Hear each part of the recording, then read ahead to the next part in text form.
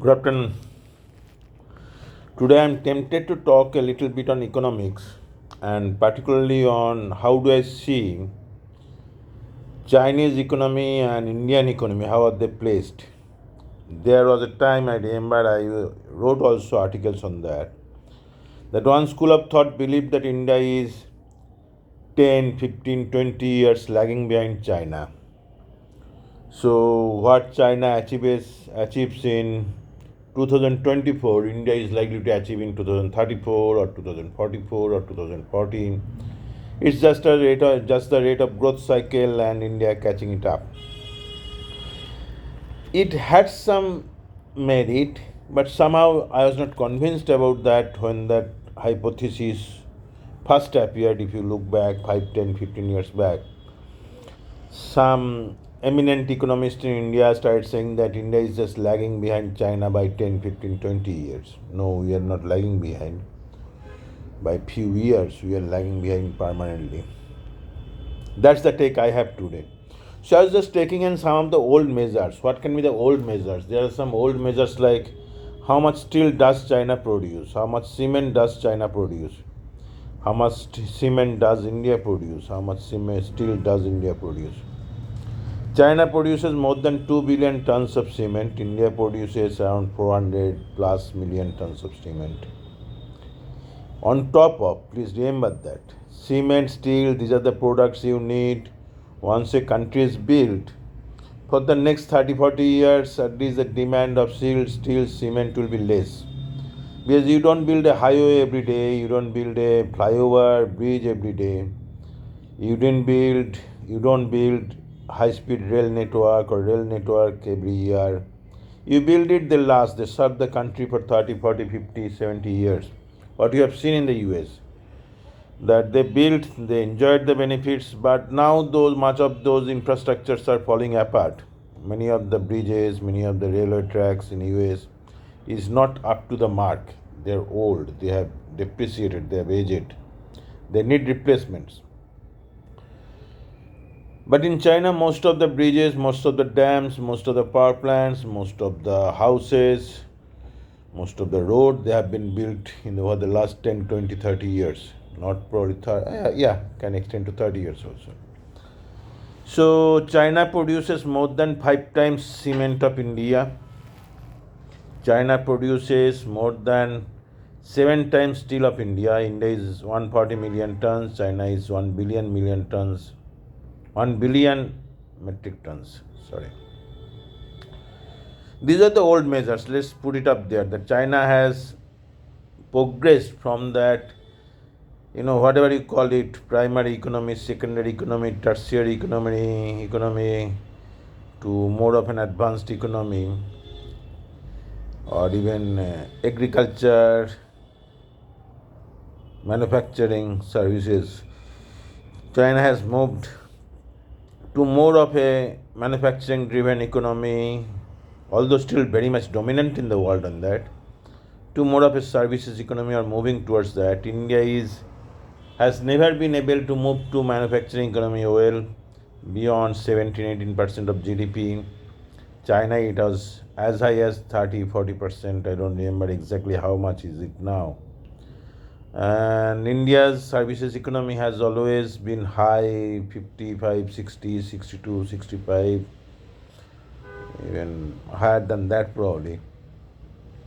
So India, somehow many people thought that India is having a, what do you call, leapfrogging in digital terms. That means you are overcoming the traditional path of the economic growth, agriculture, manufacturing to services.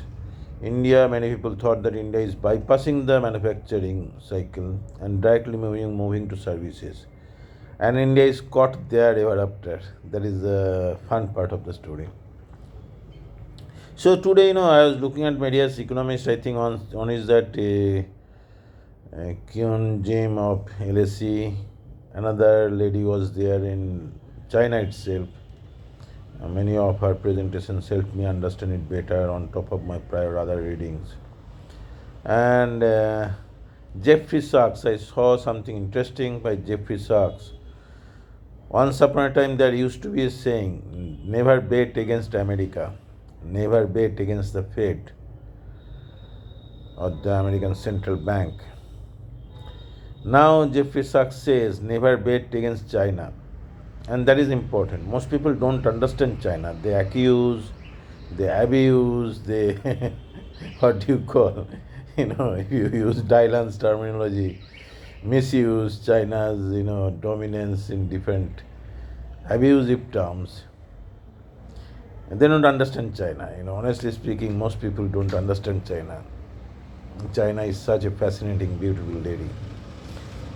So the point is that, in India, some people said the elephants can dance. Elephants started dancing probably for few years. India and China was sharing as the top two global economies, rising at 8, 9, 10%. India even probably touched upon 9, 10% on 2 years. And then what happened is that bubble pierced. Bubble sort of cracked.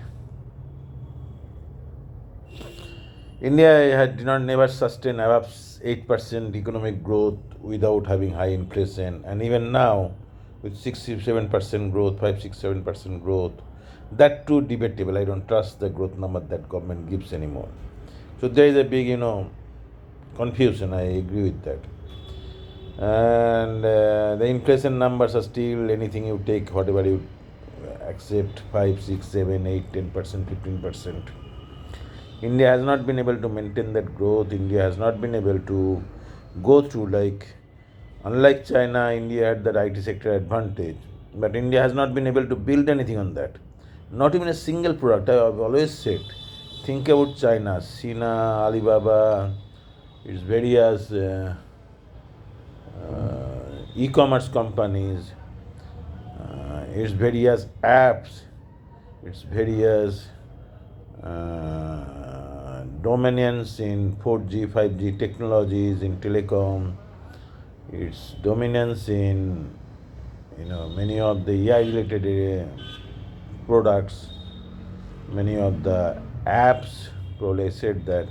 Is there any Indian app that the world uses? Is there any Indian IT product that the world uses? No, they don't. None. Is there any Indian e-commerce company that the world uses? No, I don't think so. Many people say UPI and this bank and all that. Yeah, that's a small part. Small part. What's the big deal about it?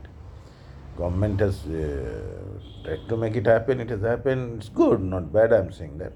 But it's not a big deal, right? It's not even a medium-sized deal. Forget about big or small deal. So what my point is that look at what China has got. Chinese apps, Chinese products, Chinese made cell phones, Chinese made EVs, Chinese made solar panels, Chinese made steel, Chinese made everything. They're all over the world, and India probably suffering from this trade deficit, budget deficit, and talking big on growth and economy and $1 trillion, blah blah blah. So Indian economy is really not. And think about China, the employment growth. I don't know much about. I don't look at the latest stats, but Chinese employments are formal and organized sector employees. And unlike 93% of Indian informal unorganized sector employees. When China talk about 400 million, 500 million employees, or even more, they talk about organized sector formal employees. They have generated employment month after month, year after year for 30, 40 years. China have been able to do that in spite of its population, not population I will say, youth population degrowth, younger generation population degrowth. China has been able to maintain its huge growth engine, or chugging its growth engine all along. India has not been able to do that. India,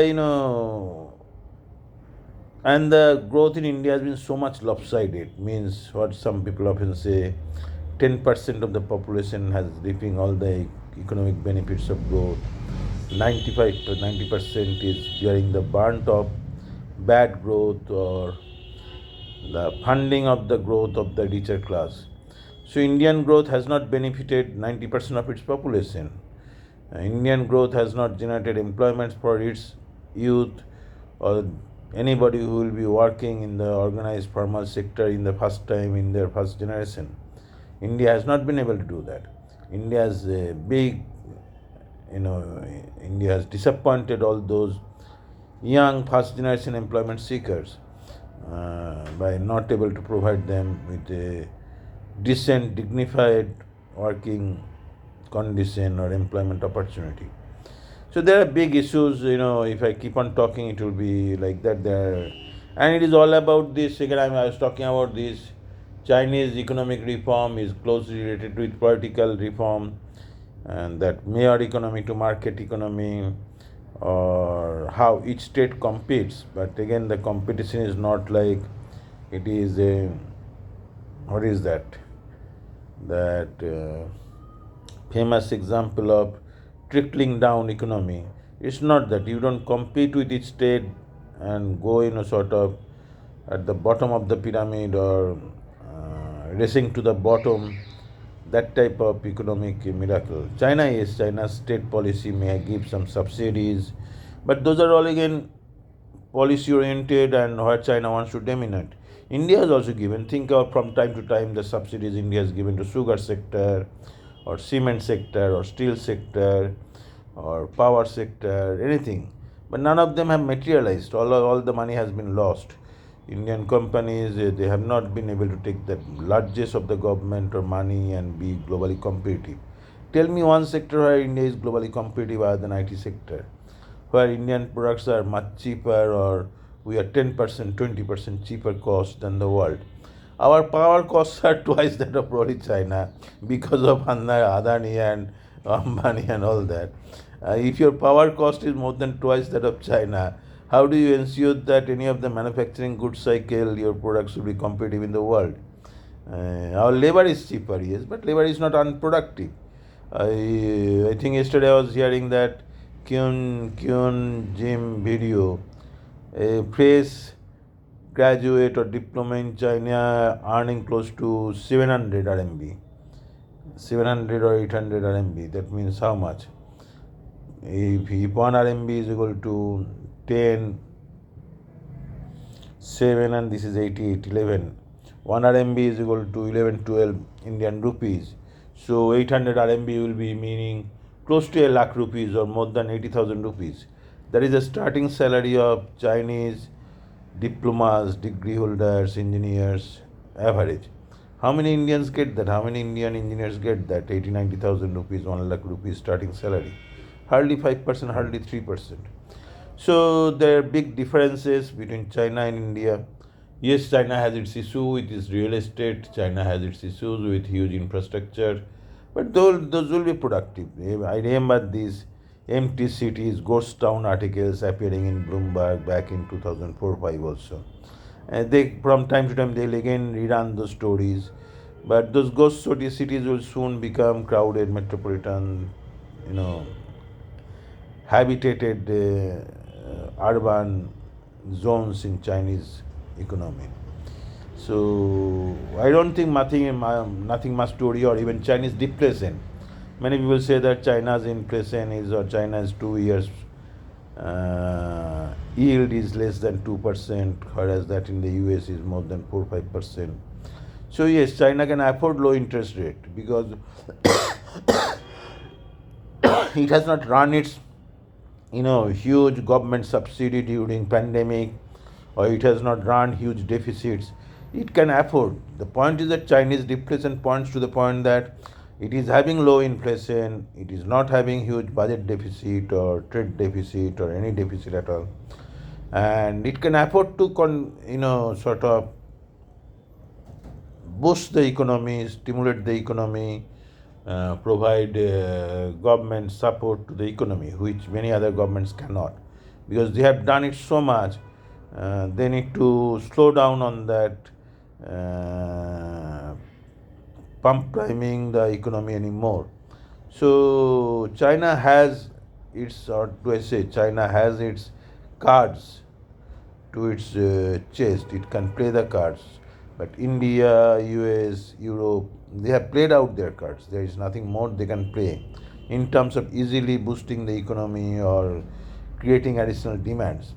So there is a big problem I see if I look at Chinese economy and the new innovative economy that China is ushering in, and vis-a-vis Indian economy and sort of the craving, the beaching we do about.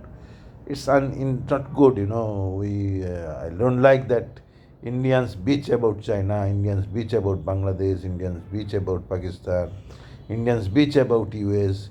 Everybody, EU court, if EU court passes some judgment against India, we bitch about it. We don't look at why EU is doing that. So there is a big, challenging era India is going through, a bad phase. I believe India comes out of this phase and we focus again on growth, opportunity, strengthening democracy, strengthening education, healthcare, grassroots level, life conditions of the people, and not, what do I say, there is a GDP mania, GDP phobia. You grow at 6-7%, but all the 6-7% or 10% of the growth goes to the richer rich, and poorer poor gets poorer by another 5%. That's not GDP growth, right? That should not be GDP growth. The motive of GDP growth, or the what we call Humanity Development Index and all that stuff. So in economy wise, India is really doing pathetically bad.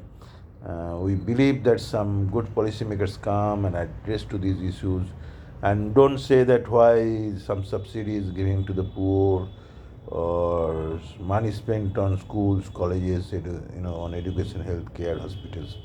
These are the areas I felt I should touch upon once. I'll probably talk more on Chinese economy and Indian economy later on again. But these areas are something very fascinating and not so electrifying, much more romantic stories. So keep an eye on that. Thank you.